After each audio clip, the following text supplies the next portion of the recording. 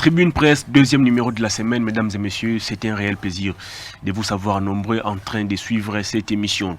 Au menu, trois principaux sujets. D'abord, la conférence de presse de Martin Fayoulou. Martin Fayoulou qui s'est adressé hier aux professionnels des médias. Kabila, auteur de la balkanisation, il a exécuté ses plans à 55%. Félix Tshisekedi, en une année, l'a fait à hauteur de 15%. Est-ce que s'agit-il des propos qui frisent la haine tels que l'a fustigé les FCC, on en parle au cours de cette émission. Puis on va parler de ces déplacements du président de la République au Vatican, Félix Tshisekedi, qui s'est entretenu hier ici à Kinshasa avec le cardinal Fridolin Ambongo pour préparer son déplacement au Vatican où il doit effectuer une visite auprès du pape François. Quels sont les enjeux de ces voyages? On en parle au cours de cette émission. Et puis on va chuter avec la grève des médecins qui débute aujourd'hui, mardi 14 janvier. Il faut craindre parce que la santé, c'est une affaire de tout le monde.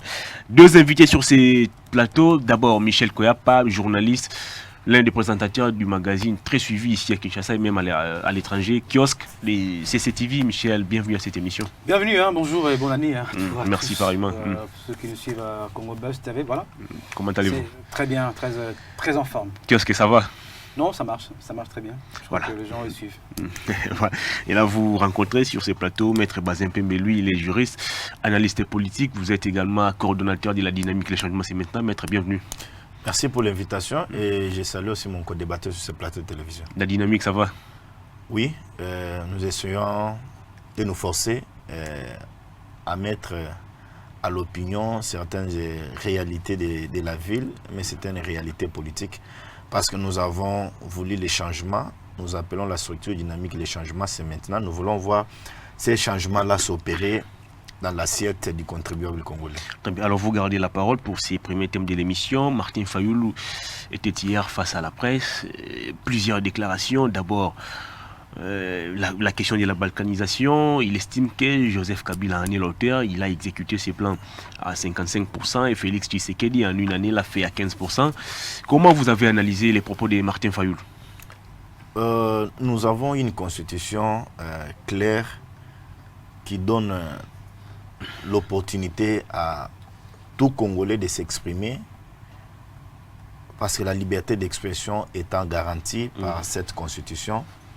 Fayoulou étant un acteur politique non minimisable, c'était de son droit de s'exprimer, d'appeler l'opinion, la presse, pour donner certaines informations qu'il détient.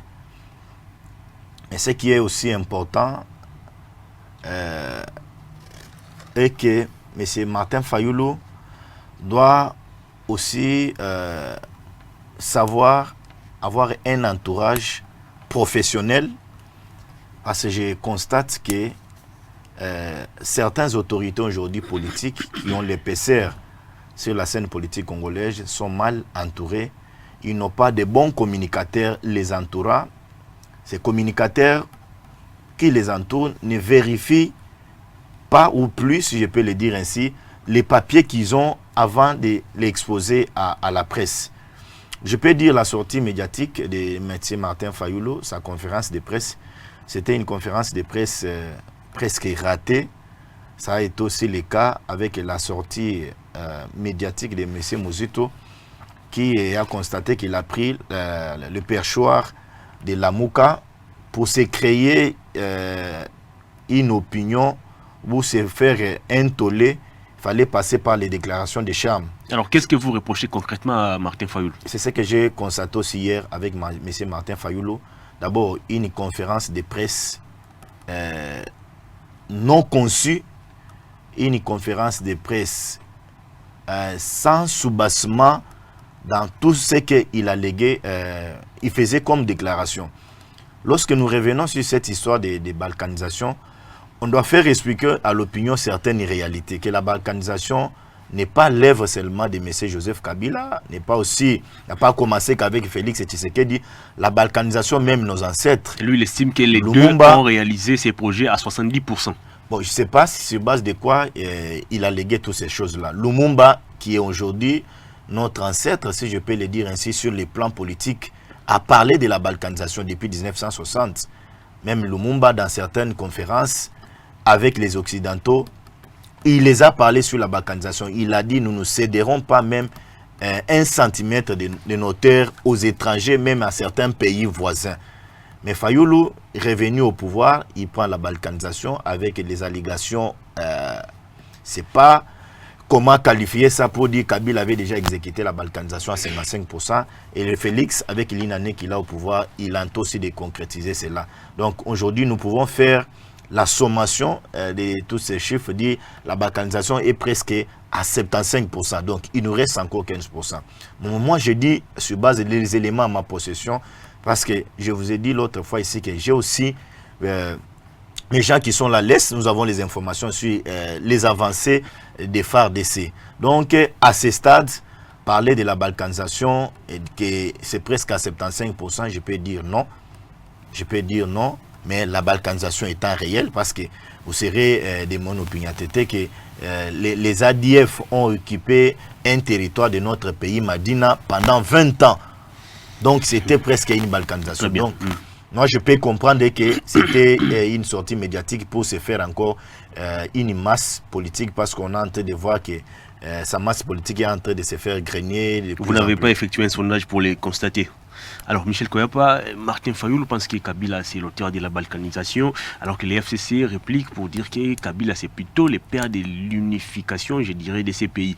Est-ce que finalement, ces débats autour des personnes n'est-il pas révolu?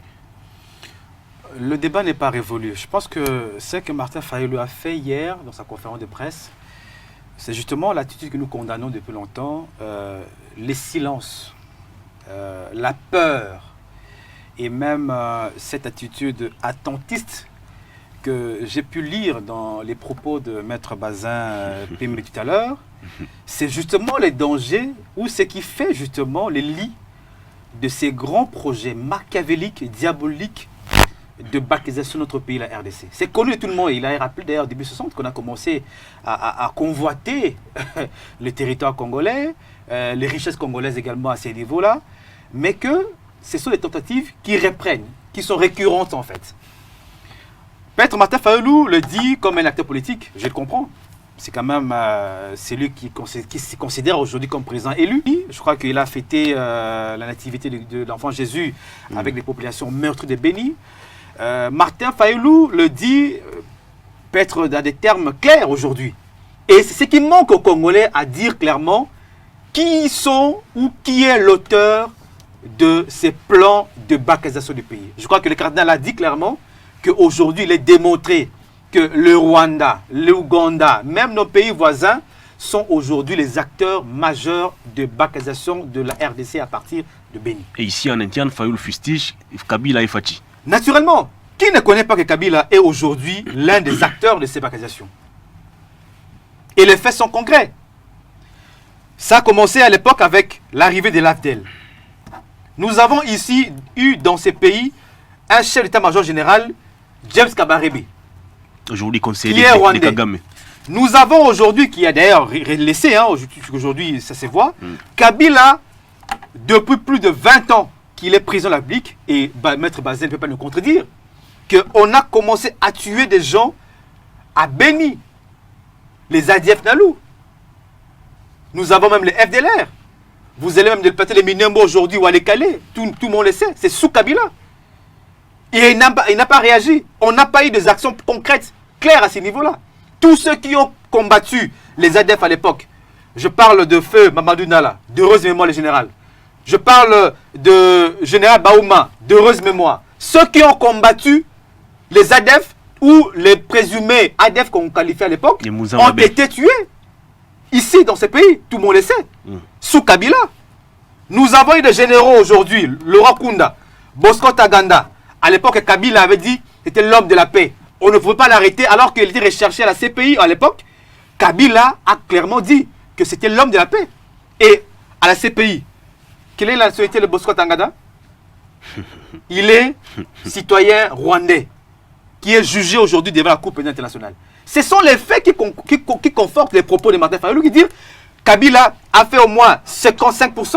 Et Félix, en une année, il a fait 15%. Pourquoi Félix en a fait 15%? Je parle des chiffres qu'a avancé Martin Fayoulou. Mais c'est clairement, on a dit que parmi les gens qui sont dans la chaîne des commandements, dénoncés à l'époque, Vous avez le général John Numbi, qui est sous sanction américaine. Vous avez Tango Fort qui est là. Vous avez Mundos qui sont aujourd'hui en train de mener des opérations militaires à l'est du pays. Là où on tue les Congolais. Est-ce que Félix les a sanctionnés? Est-ce que Félix les a changés? Ils sont toujours là. Voilà pourquoi on dit pourquoi les gens qui sont indexés comme les acteurs externes de cette accusation sont là dans les institutions, dans les chaînes de commandement. Félix Tshisekedi qui est arrivé au pouvoir en une année ne sait pas aujourd'hui le pouvoir les changer. C'est ce qui conforte la position de Martin Fayulu. C'est ce qui conforte aussi la position de beaucoup d'acteurs politiques et même nous les Congolais. C'est les sentiments que nous avons. Comment ces gens qui sont identifiés comme étant des mèches avec le Rwanda, on ne sait pas les changer, on ne sait pas les sanctionner, on ne sait pas les dire clairement. Pourquoi on doit casser? C'est comme on dit dans nos villages. Ce qu'on dit Ndoki, Belela. Pourquoi Maître Bazin a peur de dire que c'est les Rwandais, ce sont les Rwandais qui sont des institutions de la République, ce sont les Rwandais qui sont dans l'armée, qui sont aujourd'hui acteurs de ces accusations? Pourquoi avoir peur? Si Martin Fayulu le dit aujourd'hui que c'est Kabila, pourquoi on doit avoir peur de Kabila? Je dis, j'ai donné les faits. Si ce n'est pas le cas, Kabila démontre que ce n'est pas lui. Si ce n'est pas le cas, que Félix démontre que ce n'est pas lui. Mais les faits sur terrain démontrent fondamentalement que ce sont des gens qui sont en train de pouvoir concourir à ce que les plans de bancarisation du pays puissent se concrétiser. Et Ambongo l'a dit. Ces gens qui sont déplacés dans leur village aujourd'hui à Beni, quand vous allez à Mbao, à Wisha, vous allez même à Madine là-bas, on voit des gens qui sont de souche rwandaises, de souche ougandaises qui réoccupent le territoire. Et ça, on doit pas le dire parce qu'on a peur. Et je pense aujourd'hui que avoir peur de citer les noms de Rwanda, avoir peur de responsabiliser Kabila, avoir peur de responsabiliser Félix Tshisekedi, c'est faire le jeu justement de l'ennemi. Les FCC par contre pensent que Kabila c'est le père de l'unification de la RDC. Non. L'FCC n'a pas de leçons à donner par rapport à la situation des crimes. J'ai démontré tout à l'heure que l'FCC n'a pas de leçons à démontrer par rapport à la crise sécuritaire à l'esprit. Au contraire, ils ont fondamentalement... Moi, même Martin Fayulu a été un peu clément quand il parle de 57%. Moi, je parle de Kabila a fait au moins 90%. Et qu'aujourd'hui, Félix Pétain est en train de les 5%, il reste les 10% pour conquérir les 100%. C'est le danger. Il faut que nous puissions citer les noms de ces gens qui sont aujourd'hui acteurs, qui sont en interne, qui sont en externe. Et nous avons dit, tout le monde parle d'infiltration de l'armée congolaise. Est-ce que M. Bazin qui est là ne sait pas que la logistique de l'armée est tenue par le général Obed? Il est qui? C'est un sujet rwandais.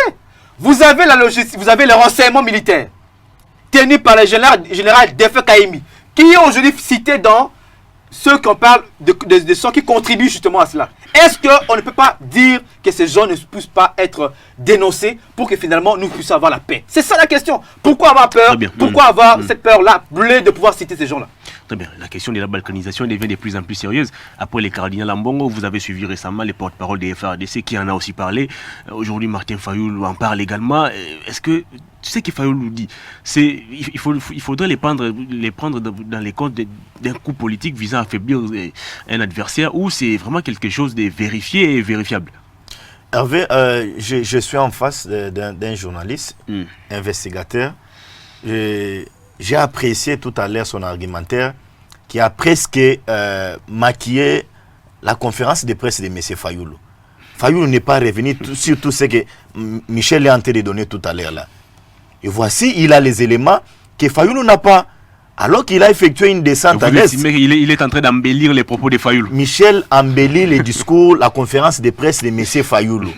Si Fayulu avait tous ces éléments-là pour citer les noms des personnes que Michel est en train de citer aujourd'hui, qui sont en train de saboter notre République, on allait applaudir. Mais vous sentez dans les chefs de M. Fayulu, lorsqu'il cite la personne de Joseph Kabila, je ne suis pas ici l'avocat de Kabila. Et je suis d'avis que Kabila est parmi les gens qui ont appauvri notre pays. Parce que moi, je ne peux pas comprendre Kabila, 18 ans au pouvoir, que Madina soit entre les mains des ADF Nalo. Donc, Kabila avait déjà consenti à la balkanisation. Mais ce que je fustige, c'est la haine que Fayulu a vis-à-vis de Kabila. Au lieu de nous ressortir certains éléments qu'il a, parce qu'il a effectué certaines descentes à l'Est, comme la mienne en train de le décrire tout à l'heure là, la logistique est entre les mains de tels, ça reste à vérifier. Ceux qui sont en train aujourd'hui de patronner l'armée, c'est entre les mains des Rwandais, mais Fayulu n'est pas allé par ces chemins-là. Mais pourquoi il est allé tout droit en s'attaquant à l'individu Kabila. Moi, j'ai compris qu'il avait de la haine Pas que vis-à-vis de Kabila, vis-à-vis aussi de la personne de Tshisekedi, qu'il a qualifié, que lorsque lui a commencé la politique, Tshisekedi était encore sur le banc de l'école. Donc, à moi, j'ai compris qu'il n'avait pas certains éléments avec lui. Mais l'histoire de la balkanisation, nous ne pouvons pas tergiverser là-dessus. C'est un fait réel. Mais est-ce qu'aujourd'hui, nous avons intérêt, nous, Congolais, parce que nous sommes sur ce plateau de télévision, déchirer sur la balkanisation? Au contraire, on a intérêt à appeler nos militaires qui sont en train de se battre mordicus à l'est du pays, à enfoncer, récupérer certaines bastions qui restent encore entre les mains de l'ennemi. C'est pourquoi nous sommes en train de prôner. Nous disons que chez nous, la presse congolaise, lorsqu'il y a des morts à Beni, vous sentez tout le monde écrire, même dans les pages Facebook, dans nos profils, je suis béni, on a tué. Mais lorsque les FARDC sont en train de récupérer certaines bastions, c'est un silence au cimetière. Vous voyez tout le monde, la presse, dans les médias, certains débats politiques, les gens n'en parlent même pas. Mais je souhaiterais que lorsque nous parlons de l'histoire de l'Est, que nous puissions être soudés, comme je l'ai dit l'autre fois ici, que nous puissions encourager nos forces armées. Mais en insérant aussi quelque chose, en demandant à nos politiques. Je fais allusion à Martin Fayulu. Parce que demain, il prétend diriger le pays. Mais s'il doit fissurer sur l'armée, s'il doit déstabiliser l'armée, et comme le fait certains hommes politiques, certains pasteurs, donc ils sont pas en train de construire le pays. Donc aujourd'hui, tous, nous avons intérêt à dénoncer, comme l'a mis en train de le faire, certains généraux qui sont en train de patronner aujourd'hui certaines institutions de notre pays armé, pour qu'ils laissent l'armée, qu'on puisse confier ça à nos dignes fils, pour que l'Est du pays soit entre les mains des Congolais. Moi, j'étais content. Hier, là, lorsque j'ai reçu un rapport de mes militaires pour me dire que le parc de Virunga a été entre les mains de nos FARDC et qu'ils ont récupéré encore une autre localité, Salamabila. Ils ont encore récupéré une autre localité, c'est pas à Djougou. Donc, ça nous fait de la joie. On doit percer tous comme ça dans l'unité pour encourager nos forces armées à récupérer tous ces territoires. Mais le reste, nos querelles ici internes, sont en train de nous pousser à donner la force à l'ennemi. Donc, M. Martin Fayulu, je réitère, comme je l'ai dit, c'était une sortie médiatique. Il a de la haine. Il a vraiment un problème personnel avec Joseph Kabila. Pourquoi, lorsqu'on critique un régime ou on critique un pouvoir, vous estimez que c'est de la haine? Non. Les critiques sont bienvenues dans le monde politique. Là, parce que la politique, elle est dynamique. La politique, lorsqu'on fait la politique, on doit être flexible. C'est pourquoi lorsque nous disons en politique, dans tout débat, dans les pourparlers, il doit y avoir des consensus. Mais moi, je constate que Martin Fayulu est resté figé. Et il n'y a pas que cet aspect-là. Vous l'avez suivi hier dans sa conférence de presse. Donc, il ne fait même pas allusion aux autres. Il ne fait même pas allusion à Jean-Pierre Bemba. Il ne fait même pas allusion à M. Moïse. Il dit, moi, je me considère comme un président élu. Est-ce que la conférence de presse a été organisée au nom de la Mouka ou au nom de SIDE et Martin Fayulu? Non, mais lorsque vous lisez cette charte de la Mouka, on dit un parti politique qui constitue la Mouka peut émettre ses opinions, mais en restant dans la ligne droite de la Mouka. Donc, j'ai compris en Fayulu hier là, il nie l'existence de Moïse, il nie l'existence de Jean-Pierre Bemba, il nie l'existence lorsqu'il fait allusion à Bemba, donc il fait allusion à MLC, parce que c'est même aujourd'hui qui est le patron de MLC. Il dit même aux autres, moi j'ai été élu, si les autres là, s'ils veulent venir, ils peuvent venir, s'ils ne veulent pas, qu'ils restent chez eux, mais nous allons marcher. Ce sont les allégations graves. Il doit reconnaître aussi la notoriété des autres, parce que ce sont eux qui l'ont poussé aujourd'hui pour qu'il soit Fayulu. Fayulu n'était pas connu dans ces pays. C'est Bemba, c'est Katumbi qui l'ont fait monter sur les épaules pour qu'il y ait cette masse politique. Comment expliquez-vous le fait que quelqu'un qui n'était pas connu selon vous puisse être élu et réélu député 2 fois? Non, mais c'était sur... Non, l'élection des députés, c'est une circonscription. Mais présidentielle, comprenez, vous avez la cartographie de la République démocratique du Congo. Fayulu n'était pas connu à l'est du pays. Fayulu n'était pas connu en Mbujimaï, même chez moi, dans la frontière avec l'Équateur à Dekese, Fayulu n'était pas connu, mais aujourd'hui, Fayulu est connu. C'est parce que Bemba l'a poussé, Katumbi l'a poussé. Donc lui, quoi qu'être à côté de Mozito aujourd'hui, c'est faire la politique. Alors Mozito ne pèse pas. Très bien. Martin Fayulu estime que quand il faisait la politique, Félix était encore sur les bancs de l'école. Finalement, c'est le même Félix qui a été président du Rassemblement de l'opposition. C'est le même Fayulu qui a soutenu la candidature, je dirais la nomination de Félix au poste de Premier ministre pendant les négociations de la Cinco. Est-ce qu'aujourd'hui, Martin Fayulu, ses propos ne frustrent-il pas en quelque sorte de la versatilité? Bon, pas forcément. Il faut comprendre les contextes dans lesquels Martin parle. Je crois que nous tous, nous savons que Martin était le candidat désigné de la MOUCA à Genève. Et il a été élu président de la République avec 62%. Je crois que ce n'est pas moi qui l'ai dit, c'est les chiffres de la SENCO et même les enquêtes de TV5, RFI le confirment mieux que tout le monde. C'est une posture qu'il a. Je ne veux pas aller dans le dépassé des uns des autres. Ce qui est vrai, de fait, il est là. Il est le président qui s'est considéré comme étant élu. Il a été candidat commun de l'opposition en termes de Genève. Donc ça, c'est un fait par rapport à ça. Je ne peux pas rentrer dans les détails par rapport à ça. Et c'est que je veux vraiment rappeler, et que c'est que tout à l'heure, Maître Bazin est en train de dire, on ne doit pas interpréter les propos de Martin Fayulu lorsqu'il dit, par exemple, que chacun vient, celui qui veut venir peut venir, celui qui ne veut pas peut rester à la maison. Il faut comprendre les contextes dans lesquels lui, il a été désigné. Et ça aussi, j'ai toujours appelé à tout le monde pour le temps de l'opinion, c'est que la MOUCA, c'est ce qu'on appelle un état d'esprit. La MOUCA, ce n'est pas Martin Fayulu.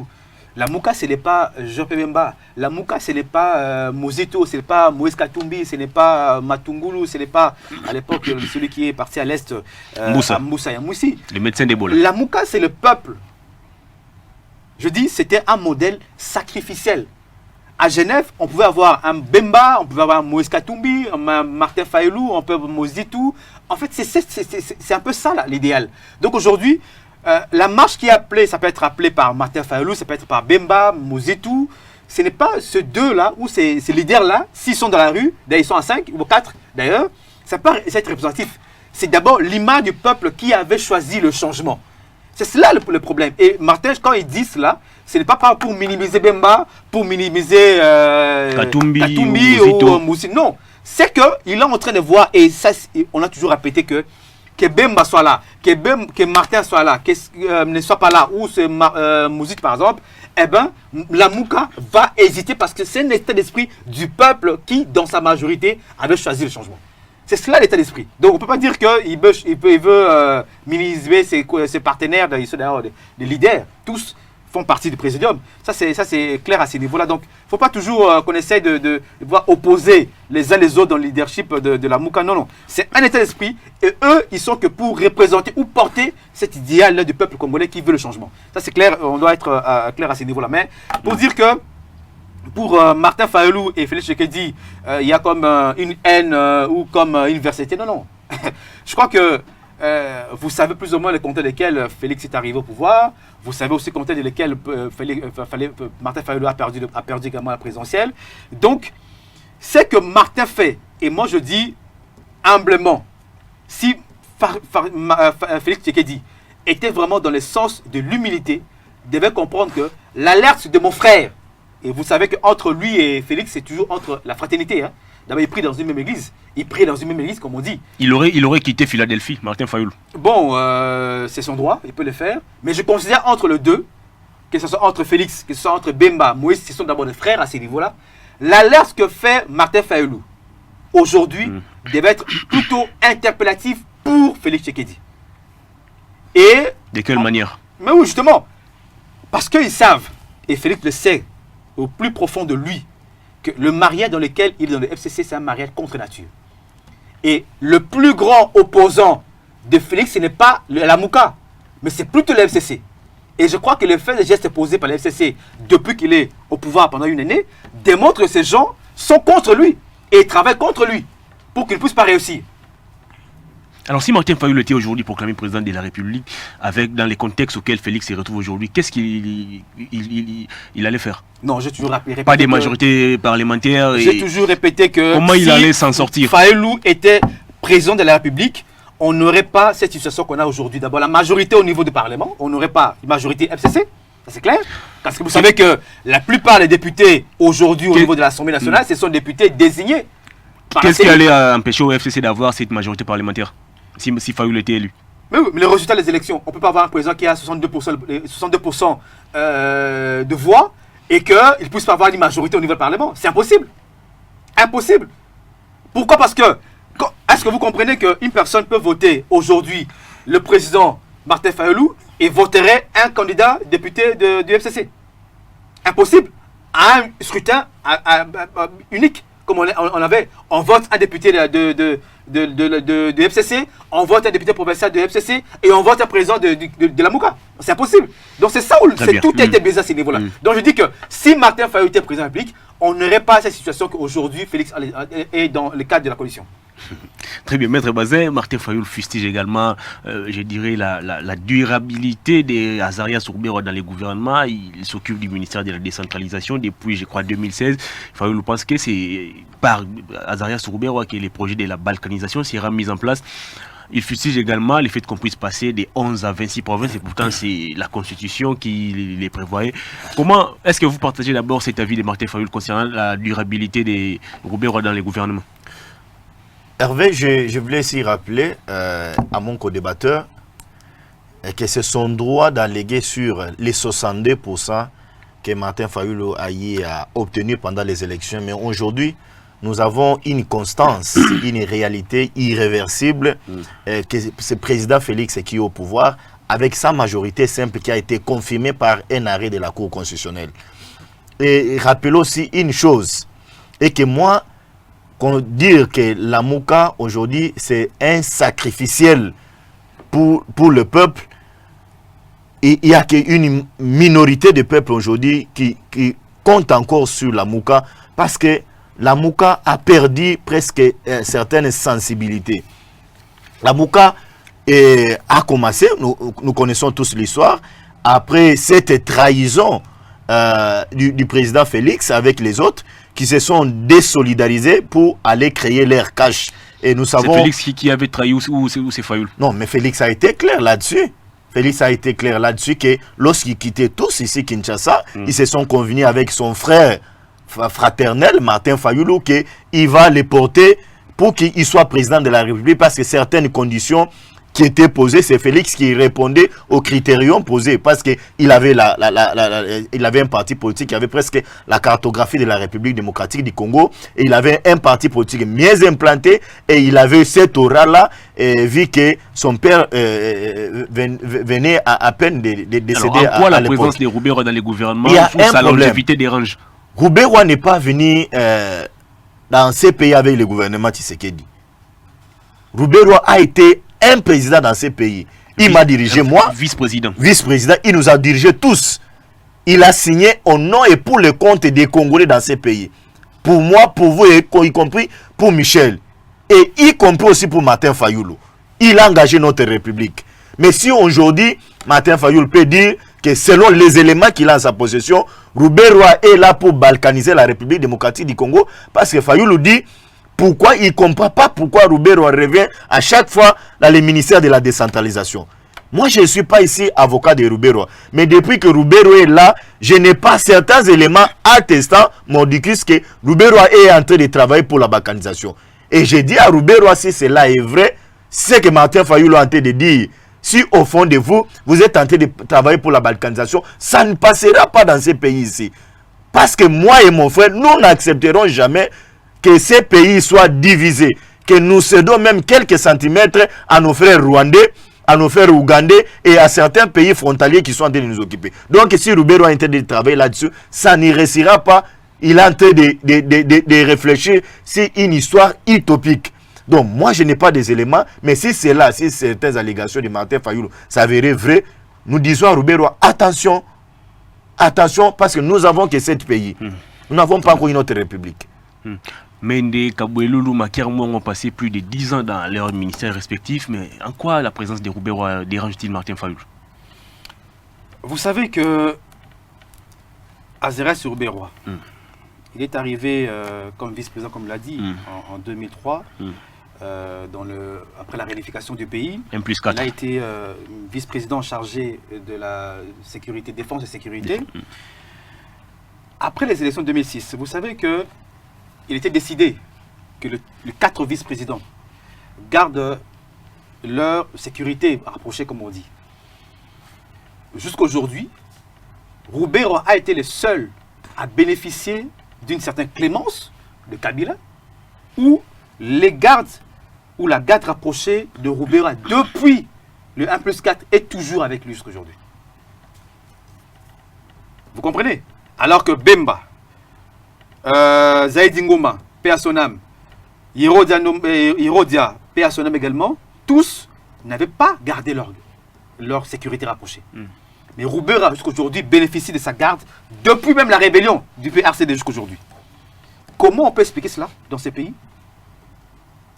Qu'un homme, soit-il vice-président de la République, puisse bénéficier des avantages que personne d'autre ne peut avoir. Azaz Roubera, vous savez que dans les différents rapports, ou même d'autres révélations que nous avons dit, et je cite aujourd'hui le professeur Witt Moulongo, s'il avait des problèmes à l'époque, jusqu'à faire la prison, c'est parce que Witt Moulongo détient de réalités claires sur Azaz Roubera. Est-ce que vous savez que Azaz Roubera a étudié à Lubumbashi à l'époque? Oui. Avec la bourse rwandaise? Ah bon? Est-ce que les gens le savent? C'est ça la réalité. Et c'est ce qui fait douter de Martin Fayulu aujourd'hui et pour plus d'un Congolais. Comment un homme comme ça peut être toujours dans les institutions? Roubera n'a même pas un député national. Dans la répartition gouvernementale, on peut me dire quel poids politique détient Azaz Roubera dans le RCD Goma pour avoir toujours un ministère aujourd'hui que lui détient. D'abord, à quoi sert ce ministère-là de la décentralisation? Au-delà de ce que la décentralisation, le ministère peut avoir comme réalité, mais je dis, quel poids politique a Azaz Roubera pour avoir un ministère dans tout le gouvernement depuis Kabila jusqu'à aujourd'hui? Il n'a aucun député national à l'Assemblée nationale. Il n'a que son sénateur, Moïse Yamongabo. Est-ce qu'avec un sénateur du RCD, depuis 2006, jusqu'aujourd'hui, il peut se prévaloir d'un poste ministériel? Et n'est pas n'importe quel ministre d'État. C'est ça qui justement faire croire à Martin Fayulu, à tous les Congolais, que ces messieurs, je n'ai pas de problème personnel avec lui, hein, mais je rappelle les faits pour lesquels, des faits suspects qui font que Azaz Roubera, pourquoi il doit toujours être ministre de la décentralisation? Mais vous avez cité Mende, mais Mende n'est plus ministre. Mais comment, par quelle magie aujourd'hui, Azaz Roubera est revenu comme ministre sous le gouvernement Elukamba et sous Félix Tshisekedi, alors qu'il n'a même pas un député national, aucun poids politique? Oui, on peut dire que c'est une personnalité politique, mais je ne vois pas en quoi il peut être personnalité politique. C'est ça la question que tout le monde doit se poser. Et les réponses, on doit les trouver auprès de Kabila. Et malheureusement aujourd'hui, je ne sais pas, peut-être en termes de quotas, le FCC peut le dire clairement, mais est-ce que Félix peut nous dire aujourd'hui qu'un ancien étudiant de Lubumbashi avec une bourse rwandaise, un ancien vice-président qui a toujours sa garde jusqu'à aujourd'hui, on peut demander à un ministre d'État, je ne sais pas qui a encore d'autres ministres d'État qui sont là-bas, est-ce qu'ils ont les gardes rapprochés comme Azaz bénéficie aujourd'hui? Mais comment vous expliquez aujourd'hui le fait que Martin Fayulu puisse coller à Roubera la responsabilité de l'éclatement des nombres des provinces de 11 à 26? Et pourtant, c'était quelque chose qui a été voté et promulgué par la Constitution, à travers les référendums. Je fais encore une autre révélation. Azaz Roubera à l'époque, vice-président de la République, en charge de la défense et sécurité, il avait même avec sous son autorité à l'époque le ministère de la Justice, des droits humains je crois, à ces niveaux-là. Roubera a tout fait à l'époque pour obtenir une loi protégeant les minorités, qu'il n'a jamais obtenue. Et c'était toujours dans la même idée. Vous avez les Minemo que vous avez aujourd'hui avec ceux qu'on appelle les Tutsi, les Banyamulenge et ainsi de suite, qui ne sont pas les Congolais. Il faut quand même rappeler que chaque ethnie est liée à une langue. On peut nous dire aujourd'hui que les Banyamulenge sont liés avec quelle langue? Quand vous allez là-bas, on dit un peu les Kinyarwanda. Mais les Kinyarwanda, ce n'est pas les Congolais. Moi, je suis Mongala. Si vous allez pas être chez Maître Bazin, vous direz que Maître Bazin, son ethnie, est liée à une langue. Mais les Banyamulenge, ce n'est pas le cas. C'est dans la stratégie aujourd'hui. Et ça, les Congolais ne savent pas. C'est qu'elle dit Martin Fayulu au-delà, c'est que sa personnalité aujourd'hui peut déranger certains. Oui, je comprends. Mais c'est que Martin dit aujourd'hui, c'est une réalité connue de tout le monde. Que ces gens ont toujours milité pour avoir un territoire. Et ce n'est pas des Congolais clairement identifiés à ces niveaux-là. Moussa Mabé est mort à l'époque avec la guerre de Moutébis au Sud Kivu. Toujours. C'était à cause, parce qu'ils avaient voulu prendre les Minemo. Et aujourd'hui, on attire l'attention. Et je crois que le cardinal a dit, il y a un lien entre ce qui se passe à Minembwe, à Walikale et à Beni, et même en Ituri, Et c'est lié. Hein. Et quand vous allez voir, ce sont des gens qui veulent avoir nos terres. En réalité, ce n'est pas des Congolais comme nous, comme Maître Bazin, comme Christian Mossémé ou comme Michel Koyakba. Ce n'est pas le cas. Et ça, les Congolais, comme Maître Bazin l'a dit, nous devons nous réveiller. Oui, on a tenté de bacaniser le pays, ça n'a pas réussi, mais il ne faut pas que nous puissions nous leurrer. Il ne faut pas que nous puissions être silencieux, il ne faut pas que nous puissions être taiseux. Il faut que nous puissions dénoncer. Ils sont tapis dans les institutions de la République. Leur plan, ils vont le continuer. Et un jour, si nous sommes toujours dans les futurités, dans ce qu'on appelle, on se dit, bon, écoutez, on est un peu distrait, ces gens vont arriver. Et ce n'est pas pour beaucoup de temps aussi, si nous ne sommes pas d'accord et si nous ne sommes pas aussi, en tout cas, réveillés. Très bien. Alors, Maître Bazin, on va prendre les tout derniers thèmes de la conférence de presse de Martin Fayulu. Fayulu, ça, je dirais, fustige aujourd'hui l'attitude de la secrétaire, ou plutôt la représentante du secrétaire général des Nations Unies ici au Congo, Madame Leïla Zirougouli. Il ne comprend pas qu'est-ce qu'elle fait réellement comme travail. À sa place, il préfère plutôt, comment il s'appelle, Martin Kobler. Est-ce que les propos de Fayulu ne sont-ils pas grossiers? Hervé, je vous ai dit tout à l'heure là que Michel est en train d'embellir les propos de Fayulu. Vous sentez, lorsqu'il réfléchit, il donne certains éléments.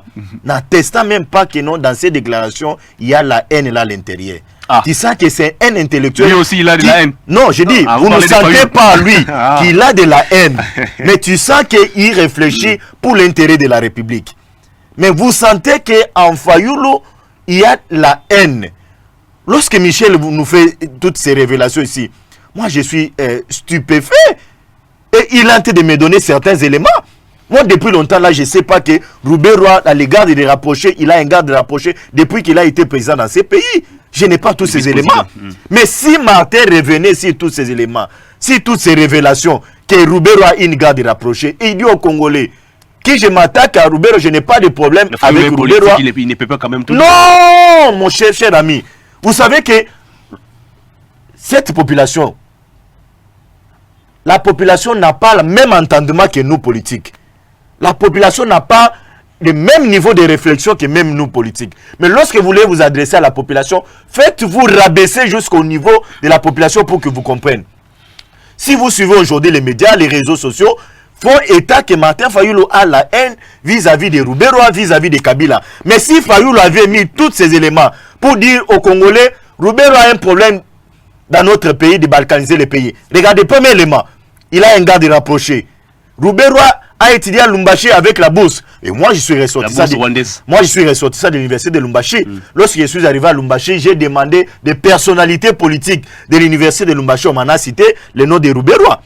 Mais je n'ai pas eu l'élément que Roubaix-Roy a étudié à l'université de Lumbashi avec la bourse rwandaise. Il y a encore un autre élément que l'AMI a donné. Mais si Martin avait pris tous ces éléments, les mettre à la disposition de la population n'allait pas se faire l'idée qu'il avait de la haine. Il allait comprendre que non, il est en train de réfléchir pour l'intérêt de sa population. Donc, je connais encore, comme je l'ai dit ici, qu'il est mal entouré. Alors, une fois d'entrer avant de monter sur votre plateau de télévision, avant qu'il soit là, je vous ai dit, s'il fallait approcher les gens comme Michel, dans son entourage, avant une conférence de presse, il dit non, chers amis, venez, analysons. Qu'il serait un bon conseiller. Il serait un bon conseiller. Il serait un bon conseiller. Là, je ne le flatte pas. Il serait un bon conseiller à donner certains éléments à Martin Fayulu. Au lieu de s'entourer des messieurs comme Mpengue, il est là dans l'universalité, il est de s'entourer avec des gens qui ne conseillent pas. Donc, c'est pour vous dire, moi je n'ai pas un problème avec Mpengue, mais je comprends que non, il n'analyse pas la politique, il n'est pas un communicologue. Alors c'est quoi la différence entre Mme Leïla Zirougouli et Martin Kobler? Il y a aussi un problème avec la classe politique congolaise. Lorsque vous contactez quelqu'un et qu'il ne répond pas à vos attentes, directement vous le mettez dans la boîte noire. Qui a été contacté? Non, M. Martin Fayulu, ils ont amorcé récemment là, une démarche avec M. Mozito. Ils sont allés voir Leïla, ils ont parlé avec... Mais il y a eu un fin de non-recevoir. On les a dit, allez-y, faites une opposition républicaine. C'est pourquoi aujourd'hui, il a été s'attaquer à Leïla. Et puis aussi, je vous dis, le nom M. Kobler, c'est parmi, aujourd'hui, je peux vous faire aussi une révélation, c'est parmi les mentors de Martin Fayulu. C'est parmi ses mentors, c'est pourquoi il fait allusion à Kobler. C'est Kobler aujourd'hui qui les donne certains éléments sur le plan international. Donc, moi je comprends, je ne vois pas de quoi on peut reprocher à Leïla. C'est une dame qui travaille, elle peut avoir ses défauts. Aujourd'hui, nous condamnons tous la léthargie qu'il y a dans les chefs de certains militaires de la MONUSCO qui sont à l'Est. Mais moi je ne vois pas comment on peut s'attaquer à Leïla si elle vous réserve les fins de nous recevoir dans certaines choses. Est-ce que Fayoulou vous a dit qu'il était parti contacter comment elle s'appelle, Madame Leïla Zerogouli? Non, Fayoulou est allé voir la dame avec sa proposition C'était sur quoi la la table proposition? sur cette histoire ici de la réforme des institutions, des hauts conseils. La dame l'a dit, oui, vous êtes bienvenus, nous avons reçu les documents, mais allez-y faire l'opposition républicaine comme les autres sont en train de le vouloir le faire sur terrain. Mais Martin Fayoulou n'a pas digéré. C'est pourquoi ces problèmes-là. Mais le problème avec les vieux, c'est qu'il doit faire la politique de manière tendre.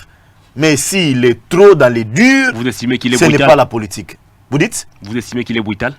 Non, mais écoutez, ça peut être aussi une révélation, mais une information de tous. Je ne sais pas si mon ami Michel peut me contredire, mais parmi les éléments qu'on reproche à M. Martin Fayoulou, lorsque même nous étions tous au rassemblement, c'est cette brutalité-là dans les langages. Lui, il n'a pas un langage maquillé en politique. C'est comme il a dit, je n'ai pas la langue de bois. C'est M. Kabila qui détruit ces pays. Mais qu'est-ce qu'il y a? Vous avez un problème avec Kabila? Analysez les faits. Kabila, c'est un citoyen Congolais, il a fait son temps, il est passé. Maintenant, là, c'est Félix Tshisekedi qui est au pouvoir. Si vous voulez vous attaquer, attaquez-vous à Félix. Proposer certaines choses à Fayoulou, comme Michel l'a dit ici. Dans ce que Fayoulou dit, il peut avoir raison dans certaines choses. Mais il faut avoir la manière de le dire. Très bien. Alors, est-ce que, Michel, vous partagez l'avis des maîtres Bazin qui pensent que Martin Fayoulou aurait tenté d'amorcer, je ne sais pas moi, quelques négociations avec Leïla Zerogouli et que la dame, ou plutôt Fayoulou, n'aurait pas obtenu bénéfice de tout ce qu'il cherchait? Non, non, le problème n'est pas là. Le problème, c'est qu'au-delà, c'est que la lecture de la gestion de la MONUSCO sous Leïla, c'est une gestion un peu, je peux dire, chaotique et même problématique parce que le rôle que joue un représentant du secrétaire général des Nations Unies pour le CARD, je crois que nous avons connu Alan, je crois, Swing était là, on a eu même Alan Doss aujourd'hui qui est à la Fondation Kofi Annan, on avait Martine Kobler qui était là aussi, mais on avait cru, même celui, Maman Sidikou, qui venait de partir tout à l'heure, a été encore plus efficace que même Leïla. On avait cru, et l'erreur que beaucoup de Congolais, même beaucoup d'acteurs politiques de tous bords avaient commise, c'était de croire qu'avec une dose féminine de Leïla, qui, vous savez, à l'époque était aussi sous-représentante, à l'époque ici à la MONUSCO, mais qui était plus dans les affaires de droits humains et tout ça, on avait cru qu'avec d'abord une Africaine, une femme aussi, qu'on aurait une dose d'une gestion un peu harmonieuse de la MONUSCO.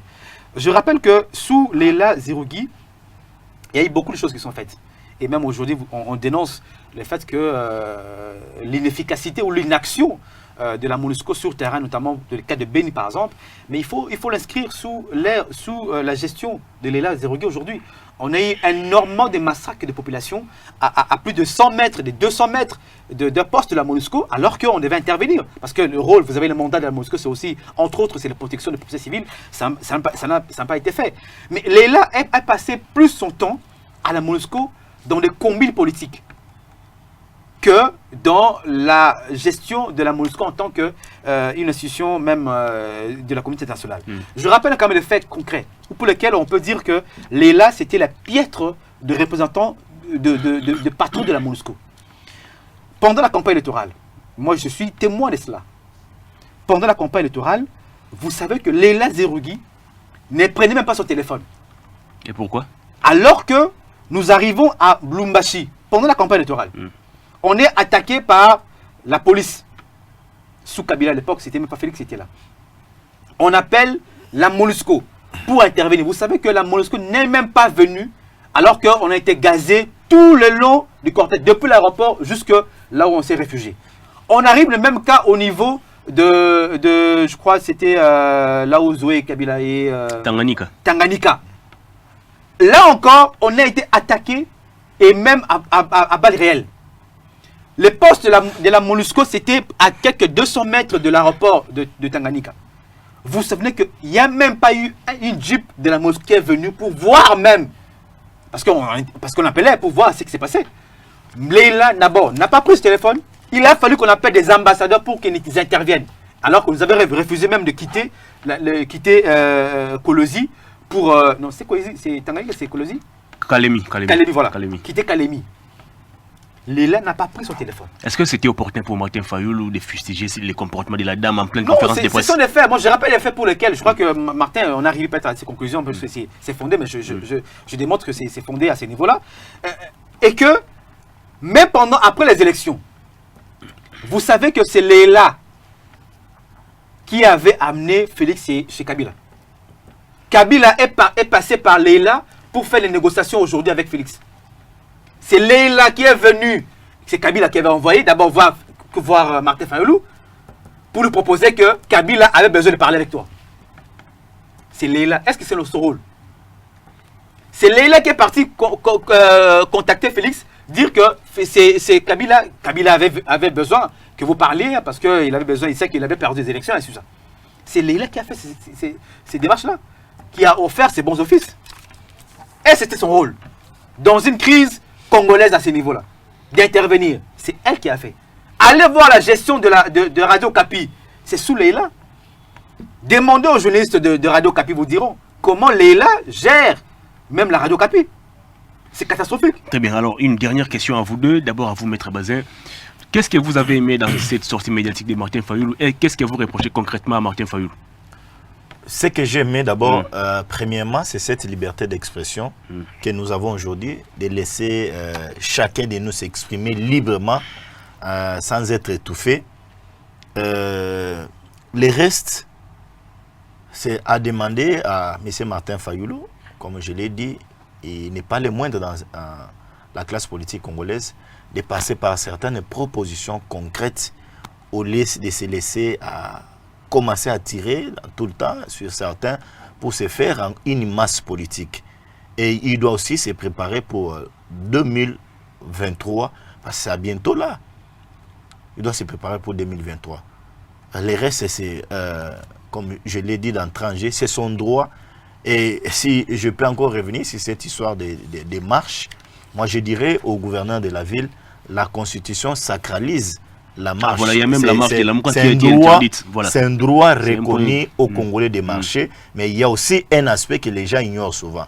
Lorsque la Constitution nous dit dans son article 26 qu'on n'a que la possibilité d'informer au gouverneur. Mais il a cette été informé. même Constitution aussi, si je ne me trompe pas, dans l'une de ces alinéas, donne aussi la possibilité au gouverneur aussi d'analyser certaines sensibilités sur terrain. S'il trouve que les conditions sécuritaires ne sont pas réunies, c'est de son droit d'appeler les deux parties, parler avec et renvoyer à une date. Mais refuser d'un coup comme ça, moi je trouve que c'est pas correct. Et il y a aussi un problème avec le point de chute. Nous connaissons tous que le 17, c'est une journée où nous commémorons, nous rappelons de Lumumba, mais commencer une marche pour venir terminer à limiter. Mais s'il y a un groupe de gens qui vont encore marcher là-bas, vous voyez comment ça peut faire. Nous risquons encore d'avoir des morts dans les manifestations. Ce n'est pas une bonne chose. Mais la proposition de commencer par Tchangou, c'est l'idée de Mouzito, parce qu'il a vu que aussi il disait on commence à Bandal, il n'y aura pas les gens qui vont venir, parce qu'il sait qu'à Tchangou, il y a certains, je ne sais pas, vous allez me permettre l'expression, certains badauds qui sont là en train de voler, ils seront en route pour l'accompagner pour qu'il y ait les badauds ne vivent qu'à Tchangou. Non, mais de ces contrées-là, c'est connu que nos amis là nous chipent tout le temps des téléphones lorsque nous partons là-bas, chers amis. C'est connu de tous. Alors Michel, qu'est-ce que vous avez aimé dans la conférence de presse de Martin Fayoulou? Qu'est-ce que vous n'avez pas aimé? Et puis comment vous interprétez aujourd'hui les refus du gouverneur de la ville de Kinshasa d'autoriser ou de permettre à la Mouka de marcher les 17 janvier? Les plus grands, je peux dire, l'avantage de la communication de Martin Fayoulou, c'est que c'est comme on dit, il tire la sonnette d'alarme. Et aujourd'hui, les tons qu'il a utilisés, je crois que c'est un ton approprié pour ce genre de communication. Il est temps que le Congolais se réveille. On est plus distrait. C'est cela. Et il appelle les gens à la conscience nationale. On dit ce qui se passe à l'Est, ce qui se passe dans le Minembwe, dans l'Ituri, à Beni, c'est un plan réel qui existe de balkanisation. Et les acteurs, tant internes qu'externes, sont dénoncés. Nous devons aujourd'hui faire... On ne peut plus utiliser la langue de bois pour se cacher devant l'ennemi. Nous avons en face de nous l'ennemi. À l'époque, Mouzé les a qualifiés, les Rwandais, comme on le dit. Je vous dis que c'est la personne de Paul Kagame, dans sa tête, quand il dort, il se réveille, il pense comment avoir nos territoires. Et ça, on l'apprend même au petit Rwandais qui naît aujourd'hui, qui est à l'école. Et je pense aujourd'hui qu'il est important qu'à un moment donné, nous puissions apprendre aujourd'hui à nos frères, nos enfants, même qui sont à l'école primaire, que maintenant nous avons un danger, nous avons des ennemis qui veulent prendre nos terres. Et que chaque enfant puisse déjà grandir avec cet esprit-là.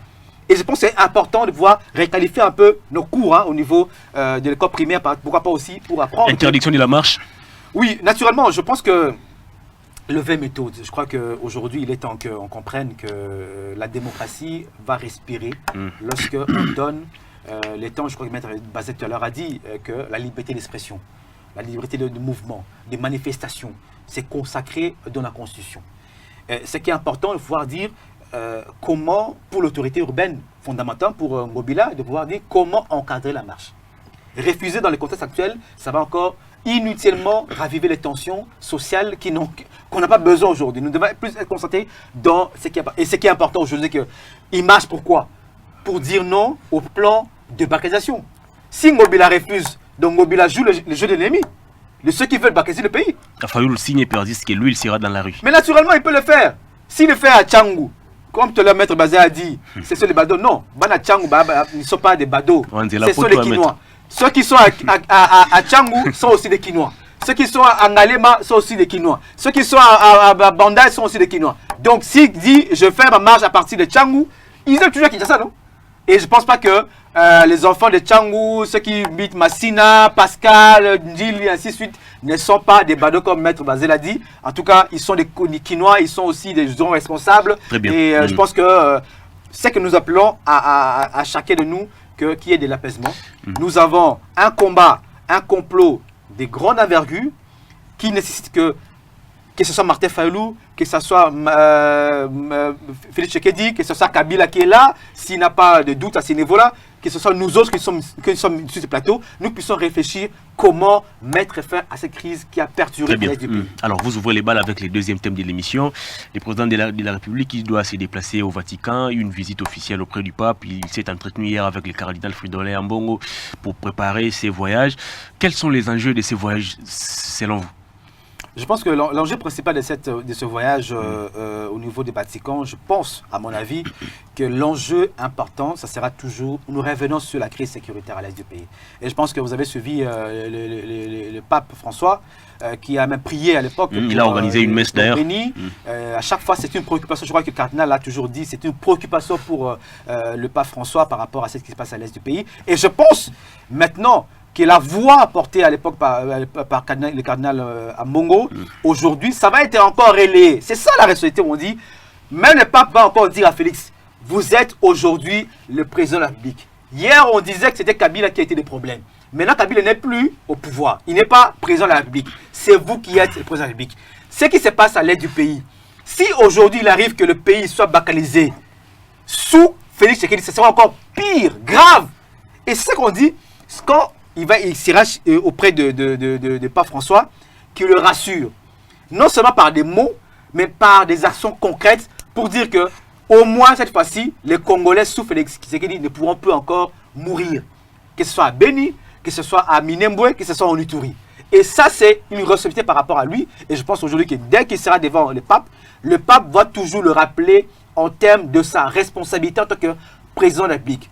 Il est là pour que le Congolais soit en paix. Il est là pour que les Congolais soient en sécurité. Il est là pour que le Congo soit un et indivisible. C'est ça le message fort. Est-ce que les présidents peuvent-ils profiter de l'occasion pour tenter d'inviter les papes à venir ici au Congo? Parce qu'on se rappelle sous Kabila, les papes avaient refusé de venir ici. Mais oui, les papes avaient refusé. Pourquoi? Parce qu'il y avait l'insécurité. Et je pense, comment les papes peuvent accepter de venir au Congo s'il n'y a pas la paix à Beni, s'il n'y a pas la paix à Minembwe, s'il n'y a pas la paix dans l'Ituri? C'est la question fondamentale. Et s'il n'y a pas la paix aussi dans tous les territoires congolais, je pense à ce niveau-là, je présume que ce sera le cas. Donc c'est à lui de rassurer que maintenant, là, c'est bon, c'est très bien, il n'y a plus de tueries, il n'y a plus de plan de balkanisation, il n'y a plus d'insécurité à Minembwe, il n'y a plus d'insécurité en Ituri. Et cette fois-ci, je pense que le pape veut venir. Mais le pape peut venir que pour apporter la paix et rien que la paix. Très bien. Alors, la démarche du cardinal Ambongo, c'est aussi de rapprocher Félix Tshisekedi de ses anciens amis de l'opposition et de les séparer des Kabila ou de l'isoler des Kabila. Est-ce que vous pensez que les papes peuvent aujourd'hui aussi emprunter la voie du cardinal et tenter de demander à Félix ou de lui formuler un vœu selon lesquels de se rapprocher de ses amis de l'opposition? Merci beaucoup Hervé. Je vais rebondir sur un fait que vous avez semblé me coller. Allez-y. Sur les Bana Tchango. Moi j'ai une grande famille là. Chaque dimanche, je me rends là-bas. Mais vous m'avez mal pigé, vous m'avez mal compris. J'ai dit ceci. Il y a Mouzito a profité de commencer la marche là-bas parce qu'il y a certains que j'ai qualifiés de badauds qui sont en route, qui nous volent des téléphones. Ce ne sont pas les enfants des Tchango qui sont des voleurs, non. Donc, c'était une mise au point. Donc, moi, je ne peux pas qualifier nos frères des Tchango des voyous. Mais je reviens sur cet aspect ici du voyage du président de la République. Les papes vont-ils tenter de rapprocher Félix Fayoulou? Je pense que Monseigneur Ambongo, c'est un cardinal parmi les cardinaux qui pèsent vraiment auprès du pape. Il a effectué une descente à l'est du pays. Il a avec lui certains éléments sur cette histoire de la balkanisation et sur la souffrance aussi atroce que nos frères sont en train de subir là à l'est. Moi, je suppose qu'il a fait un rapport correct à pape.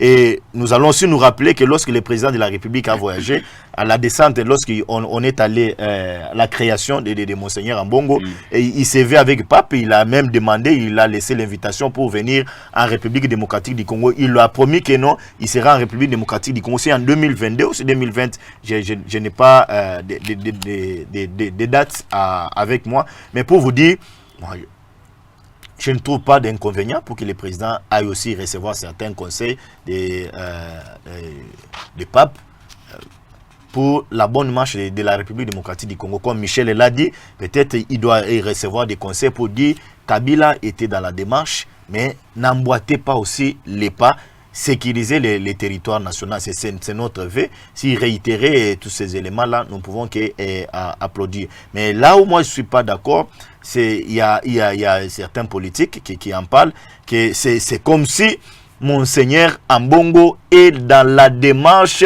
d'un dialogue. Vous voyez, c'est comme s'il est dans la démarche d'un dialogue. Il fait voyager, papa appelé Félix, pour aller réitérer cette demande-là qu'il doit dialoguer avec les autres. Les dialogues, oui, nous sommes africains, nous sommes appelés à parler dans tout le temps. Mais, chers amis, si nous revenons encore dans ces pays avec les dialogues, avec les cahiers de charges des hommes politiques, nous allons encore affaiblir ces pays-ci. C'est comme je l'ai dit l'autre fois ici chez vous, si nous venons avec cette histoire autour d'une même table, cette histoire de la gratuité, nous allons bafouer ça. Aujourd'hui, les avancées que nous avons à l'Est, l'ennemi va encore récupérer l'Est du pays. Nous allons encore affaiblir l'armée et nous irons comme ça. Donc, le Congo ne doit pas avancer. Si on peut laisser Félix terminer son mandat et nous avons à bientôt là, les élections en 2023, nous allons faire avancer les pays. S'ils sont dans cette logique-là, oui, moi je dois applaudir, mais s'ils sont dans la logique du dialogue pour faire intégrer certains, vraiment nous allons agenouiller encore notre pays. Est-ce que les rapprochements entre Martin Fayoulou et Félix Tshisekedi d'aujourd'hui est-il possible et opportun? Sur les Congolais, je ne veux pas du mal à ces niveaux-là, mais je crois pas le contexte dans lequel va se faire ces rapprochements. De toute manière, Félix ou Martin Fayoulou ne sont pas des ennemis, je pense à ces niveaux-là.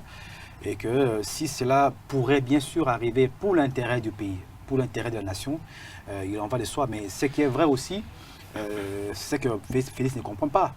Et que le FCC n'est pas dans une logique de faciliter ce rapprochement. Parce qu'un rapprochement entre Félix et Martin Fayoulou, c'est un danger pour la survie du FCC. Et vous savez aujourd'hui que si le FCC hésite, et même vit aujourd'hui, c'est parce que à un moment donné, il y a un bouclier qui est le cash, qui est Félix Tshisekedi. qui n'a pas vomi le FCC dans ces pays? Et je crois que les élections, voilà pourquoi on a dit la grande question, je disais tout à l'heure, à l'époque, après les élections, je ne vois pas un Congolais, quand vous circulez au Congo aujourd'hui, qui peut vous confirmer que moi j'ai voté Félix Tshisekedi et que j'ai voté un député du FCC. Alors que dans la majorité des Congolais, il y avait ce qu'on appelle le changement qui était le maître mot. Donc je pense qu'à un moment donné, entre Félix et Fayulu, il faut qu'il y ait un rapprochement. Ce sont des Congolais et je pense qu'ils ont œuvré pendant toute leur lutte politique pour le changement, pour que nous puissions avoir la sécurité, pour que nous puissions avoir des Congolais qui mangent chaque jour, pour que nous puissions avoir des routes, nous puissions avoir des hôpitaux, des bonnes écoles. C'était leur lutte, je pense, à ces niveaux-là. Et pourquoi ils sont divisés aujourd'hui? Parce que c'est à un moment donné, il y a eu un mariage contre nature. Je pense et je souhaite ardemment que ça se passe, mais le contexte dans lequel Félix est aujourd'hui est un peu compliqué. Mais je pense qu'il va avoir ses sursauts lui-même, pourquoi pas. Les rapprochements Martin Fayulu, Félix Tshisekedi fragiliserait-il les FCC? Enfin, moi, je vous ai toujours dit que lorsque nous étions au sein du rassemblement, Félix, c'est lui qui était le patron du rassemblement. Donc, il dirigeait Martin Fayulu et la suite. Pendant les élections, je vous ai toujours dit, c'est que moi, j'ai soutenu Martin Fayulu. Je vous ai toujours dit que pendant les élections, j'ai soutenu Martin Fayulu. Mais tous, on avait un objectif. C'est d'abord d'avoir l'alternance dans ces pays. Débouter dehors M. Joseph Kabila. C'était le combat de Martin Fayulu, c'était le combat de Tshisekedi, c'était le combat de Bemba, c'était le combat des autres de Katumbi. De faire bouter dehors M. Joseph Kabila pour avoir appauvri ces pays. Mais aujourd'hui, un rapprochement entre M. Martin Fayulu et Félix Tshisekedi. Le président de la République, qui est Félix Tshisekedi, l'a dit lorsqu'il était en Europe, que si Fayulu veut les raconter, il est disposé, mais que cela se passe dans notre pays, pas à l'étranger. Donc, Félix Tshisekedi, je ne le vois pas aujourd'hui, si M. Martin Fayulu remplit sa procédure, les formalités, dirais-je, pour voir Félix Tshisekedi, que Félix Tshisekedi refuserait, je ne vois pas. Si Fayulu a des propositions à faire à Tshisekedi pour les avancer, pour que le peuple congolais se retrouve dans cette élite que Fayulu s'est amené, moi je ne peux pas mettre une barrière là-dessus. Mais il doit être flexible dans certaines choses. Comprendre que maintenant là, on doit avancer. La vérité des urnes appartient au passé. Cette histoire ici des hauts conseils appartient au passé. On doit tous se regarder pour regarder en avant. Pour quelque chose qui n'a même pas été exécuté, vous pensez que ça appartient au passé? Vous savez pourquoi ça n'a pas été exécuté? Si Martin écoutait les autres, peut-être que Félix allait les recevoir. Pour quand même les entendre, avoir l'économie de ce qu'il y a là à l'intérieur, mais il n'a pas utilisé la bonne voie. Il a voulu d'abord contacter l'étranger. Lorsqu'on l'a réservé les fins de non-recevoir, comme je dis, c'est pourquoi il est revenu encore au pays. Mais s'il avait amorcé les démarches ici, que je dois croiser mon frère, que bien ou mal, les élections se sont passées, c'était les élections chaotiques, je dois croiser Félix Tshisekedi, les messieurs n'allaient pas refuser la main. Très bien, quelques minutes nous séparent de la fin de cette émission. On va prendre, je crois, en 2 minutes seulement, la grève des médecins. Maître Bazin, les médecins déjà en grève à partir de ce mardi 14 janvier. Donc il ne faut plus tomber malade. C'est de leur droit, il faut les respecter. Si nous avons des problèmes aujourd'hui sanitaires, nous allons contacter ces médecins. Mais s'il y a les hôpitaux qui seront fermés, nous allons pourtant, ce sont les mêmes médecins qui ne sont pas très bien rémunérés. Oui, on doit demander à l'État congolais de bien équiper les médecins, de bien payer les médecins parce qu'ils font un travail formidable dans des conditions infra-humaines. Donc, moi, il y a un problème aussi que je suggérerais, c'est pas si c'est là français, aux médecins, d'avoir aussi un système, le système de dialogue.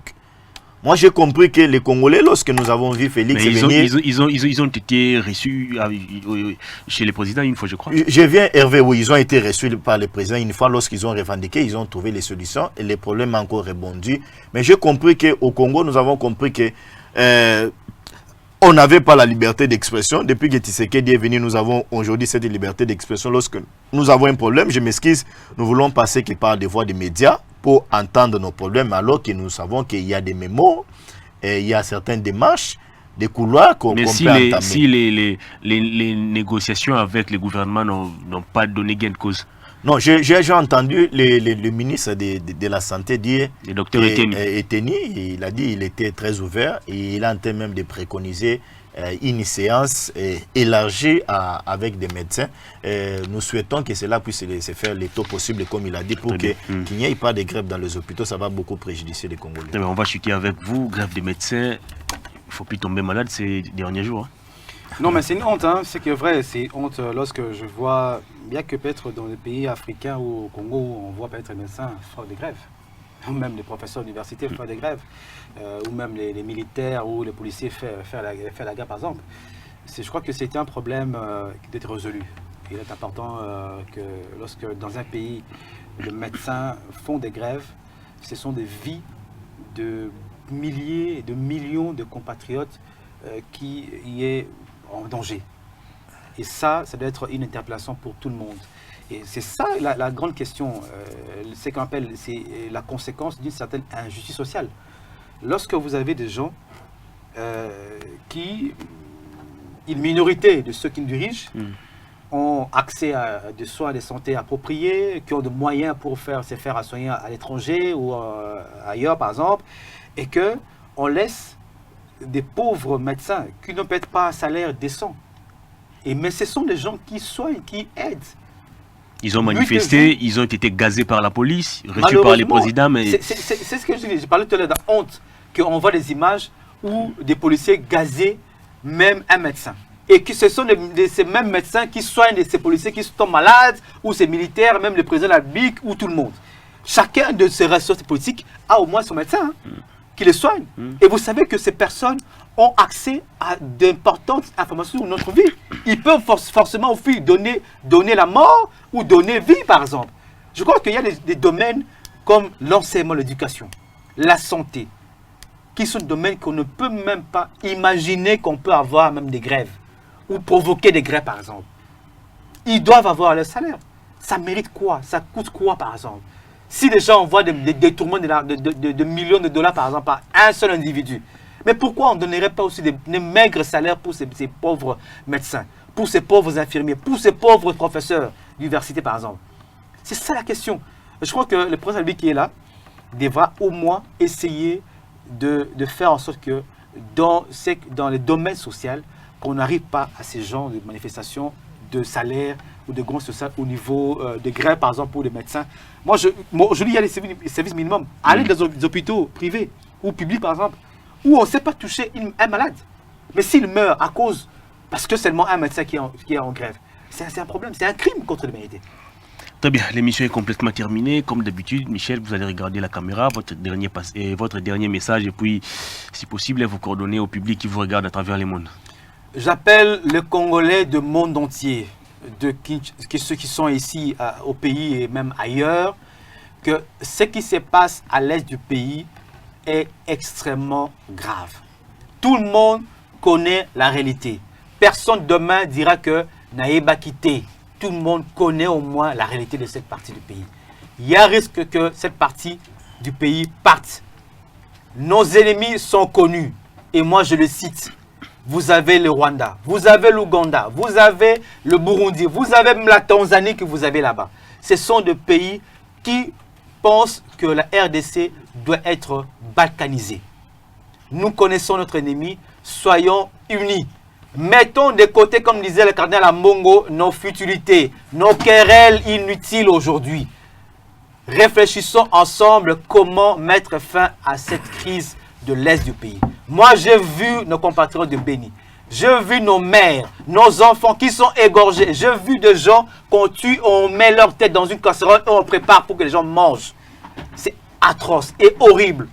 Ce sont nos frères à nous. Ils ont le même sang que nous, les Congolais. Personne à l'est du pays n'a demandé de naître dans cette partie du pays ou de naître au Congo.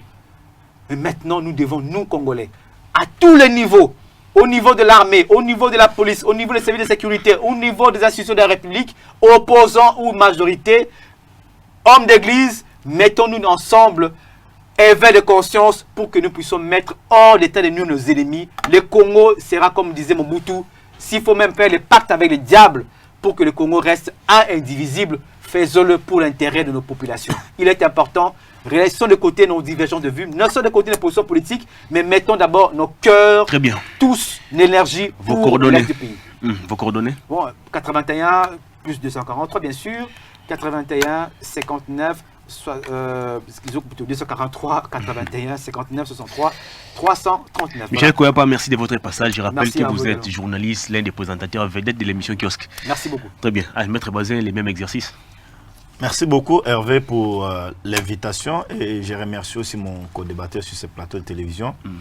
Je voulais lancer un message patriotique, commençant d'abord par le président de la République, les demander d'intensifier sa diplomatie, de bien équiper nos militaires à l'est du pays pour que la paix revienne sur l'étendue de la République démocratique du Congo. À la population congolaise, tous à l'unisson, nous avons intérêt à soutenir nos forces armées qui sont à l'est. Nous n'avons qu'un seul pays, la République démocratique du Congo. Nous n'en avons pas deux. Si nous avons accepté de vivre ailleurs, c'est pour certains besoins, mais vous n'avez qu'un seul pays. À nos forces armées de la République démocratique du Congo, le peuple congolais et nous, de la dynamique, les changements, c'est maintenant, nous sommes derrière vous. Vous n'êtes pas abandonnés. Je sais que le Seigneur est avec vous. À bientôt, nous allons savourer la paix sur l'étendue de la République démocratique du Congo. J'aimerais aussi lancer un message à nos amis de l'INC et plus précisément au président Vital Kamerhe. Vous êtes le directeur du cabinet du chef de l'État. Vous êtes un acteur politique non négligeable dans ces pays. Mais nous vous demandons de comprendre que vous êtes directeur de cabinet. Nous sommes en train de voir, c'est comme si dans la presse, les activités du président de la République ne sont pas vulgarisées. Et lorsque nous nous informons, on comprend que c'est au niveau du cabinet que tout cela est bloqué. Est-ce que c'est Vital qui demande à la presse de parler plus de lui que du président de la République? Rapidement. Il est le directeur du cabinet du chef de l'État, c'est lui qui coordonne tout. Si Très bien. aujourd'hui les Vos activités coordonnées. du président ne sont pas intensifiées dans les médias, nous comprenons que ça bloque à partir du cabinet. Vos coordonnées, Nos maître. coordonnées, c'est comme d'habitude, plus 243, les codes de notre pays, la République démocratique du Congo, 09 97 37 51 51. 09 97 37 51 51. Maître Bazin Pembe, merci également de votre passage. Merci pour l'invitation, Hervé. Ça en est fini pour aujourd'hui. Retrouvez Tribune Presse demain avec d'autres invités, avec le même plaisir toujours. Merci à Néhémie, merci à Omo, merci à Jacob pour ces belles images. Au revoir. D'ici là, portez-vous bien.